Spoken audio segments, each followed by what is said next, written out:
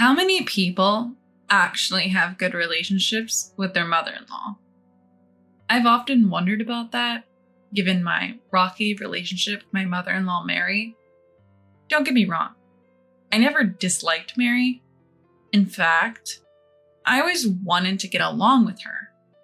But from the very beginning of our marriage, Mary has been bending my intentions out of shape. My husband and I got married 4 years ago. We met through mutual friends and hit it off right away, starting to date. On our 3rd anniversary, he proposed.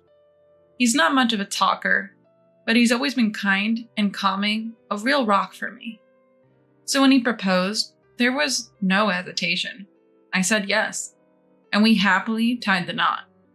As for my father-in-law and mother-in-law, I never had any particular thoughts about them. During family meetings, our conversations were always pleasant. No snide comments or anything. I figured we'd just keep a healthy distance and get along fine. Then came our first Christmas after getting married, and that's when the drama started. At the time, I was pregnant with our daughter. While I wasn't showing much yet, I was trying to take it easy because it was my first pregnancy. But when we arrived at my in-laws' house for the holidays, Mary immediately put me to work preparing the Christmas dinner. My husband was busy drinking with my father-in-law, Bob, and didn't notice how I was being treated. Mary had me cooking, cleaning, and running around nonstop. When I tried to rest because of the baby, she would say, "What are you doing, just sitting there? You need to know your place. Just because you're pregnant doesn't mean you can slack off." She would force me back to my feet and keep ordering me around. I followed all her instructions, yet the next set of orders came instantly. So much for relaxing during the holiday break. I never expected our first visit to the in-laws' house to be this exhausting. By the time we got back in the car, I was completely drained. My husband should have noticed what was happening between Mary and me, and it frustrated me that he didn't seem to care. But he had been enjoying his time talking and drinking with Bob, so maybe he just wasn't paying attention to me. I couldn't bring myself to confront him about it. After that, our daughter was born, and during the following summer, we went to my parents' house. My parents live about an hour away from our apartment, just like my in-laws, so we visit them every few months. However, Christmas at the in-laws became an annual tradition. But the pressure to visit them more often increased after our daughter was born. It might just be because they want to see her, but for me, it's been a source of stress. Every time I go to the in-laws, I know I won't be able to relax, and Mary will always have some sort of task for me. I knew all too well what I was getting into, and if it were up to me, I wouldn't have gone. But my daughter was still young, and I couldn't just leave her behind. My husband, as clueless as ever, didn't seem to notice that Mary was making my life miserable. The only one who seemed to get it was Bob, but he's practically invisible at the in-laws' house.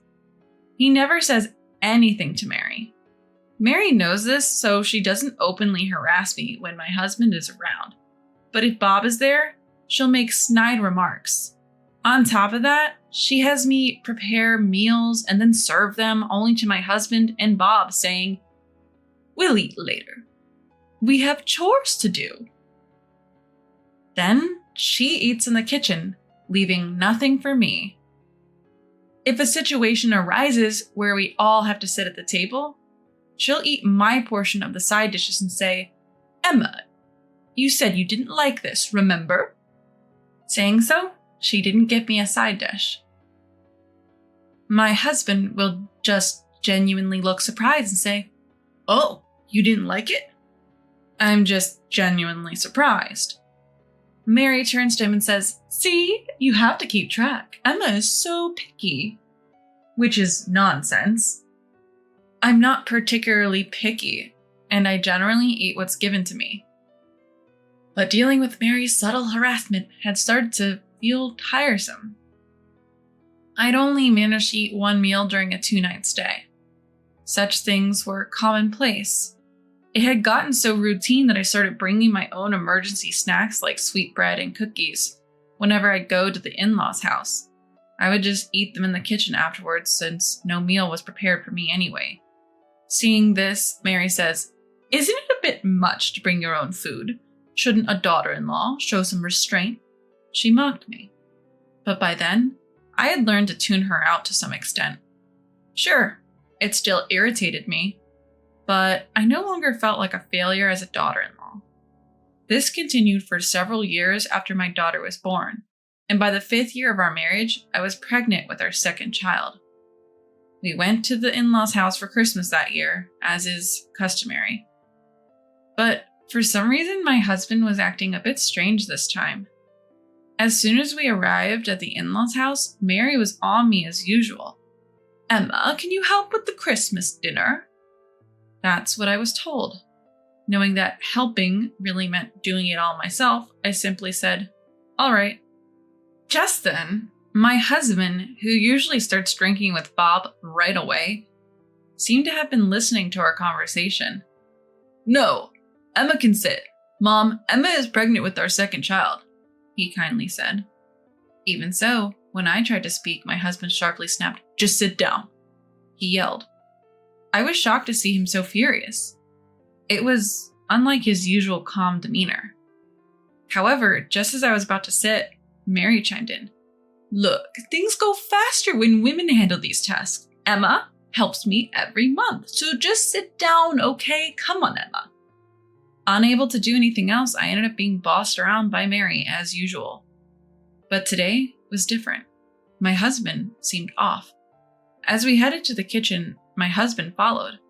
Upon arriving, he asked, "Mom, where's Emma going to sit? You're going to help too, right?"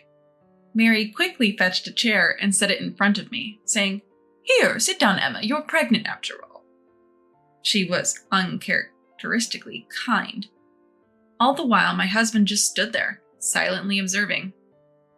Although he didn't interfere, he watched us intently.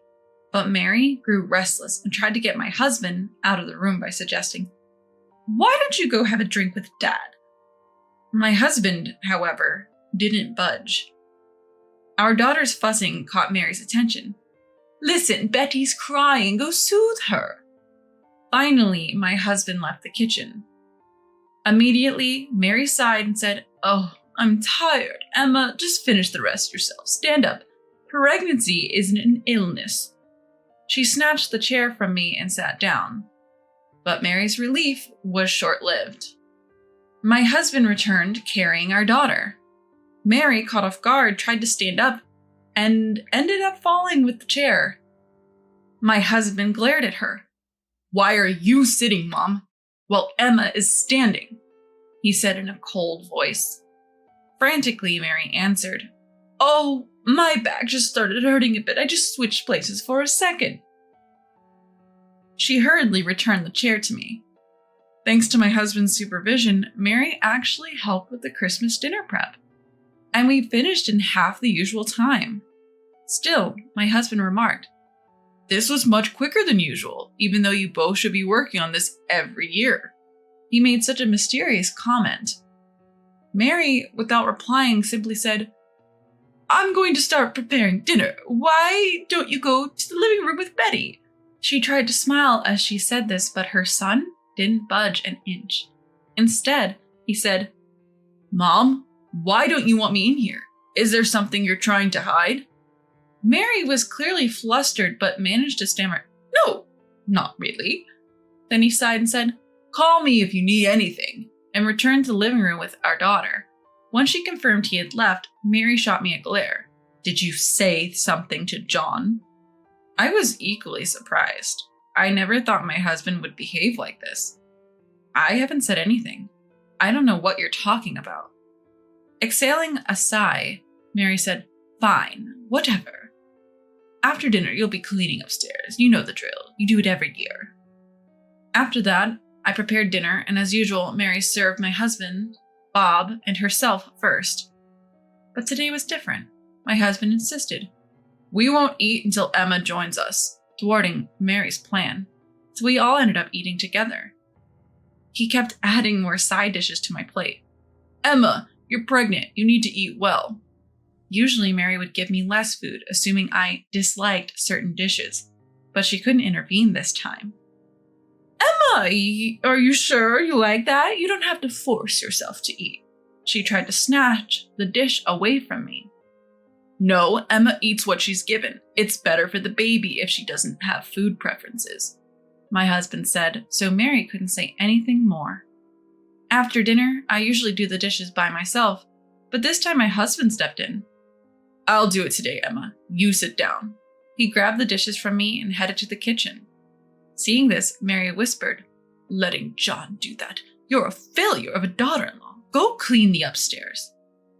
That's what she said to me in a whisper. As much as I didn't want to share a space with Mary, I was about to head upstairs when my husband stopped me. Emma, where are you going? I didn't know how to respond, and before I could say anything, he seriously asked, Did Mom tell you to do something? No. Before I could say more, he took my hand and led me back to the living room. He looked angrier than I had ever seen him before. Then, in front of Mary and Bob, he began to speak. I misunderstood because Emma didn't say anything. I thought she was getting along with Mom. Mary looked shocked at his words. What have you been doing to Emma, Mom? He asked. Looking flustered, Mary responded. What are you talking about? Emma and I get along just fine, right, Emma? She looked at me, seeking agreement. Well, about that. Before I could elaborate, my husband spoke again. Every time we come back from visiting here, I notice Emma looking down. I was concerned but didn't press because you always seem cheerful, Mom. You haven't been harassing Emma, have you? Mary's face flushed with anger. I haven't done any such thing. Emma, did you say something unnecessary? She lunged at me, but my husband intervened. Enough, he shouted. I've always been treated well by Emma's parents, so I assumed you were kind to her as well, Mom. But Emma looks miserable every time we come back here. It's true that being at my parents' house might make her feel a bit uncomfortable, but that goes both ways. Yet I have never felt unhappy when I'm at her parents' place. They're really good people. My husband's eyes were filled with tears. Seeing him like that, I couldn't help but tear up too. My husband looked at Mary, who was visibly uncomfortable, and said, Mom, can you really face Emma's parents like this? Can you honestly say you treat Emma well? Just then, Bob stood up and apologized to us. I'm sorry, Emma. I also noticed that Mary had been distant with you, but I didn't say anything. I'm equally at fault. I'm truly sorry. Hearing this, my husband turned to Mary. Mom, you should apologize to Emma too. While saying sorry won't fix everything, it's a start. But Mary wouldn't even look at me, let alone apologize. Seeing this, my husband sighed deeply and said, If that's how it's going to be, Mom, then fine. We won't be coming back to this house ever again. Mary looked shocked. That's not fair, is it? She pleaded. Ignoring her, my husband began packing our things. Mary started sobbing uncontrollably. But no one, not even Bob, comforted her. Let's go, Emma, my husband said, picking up our daughter and calling me.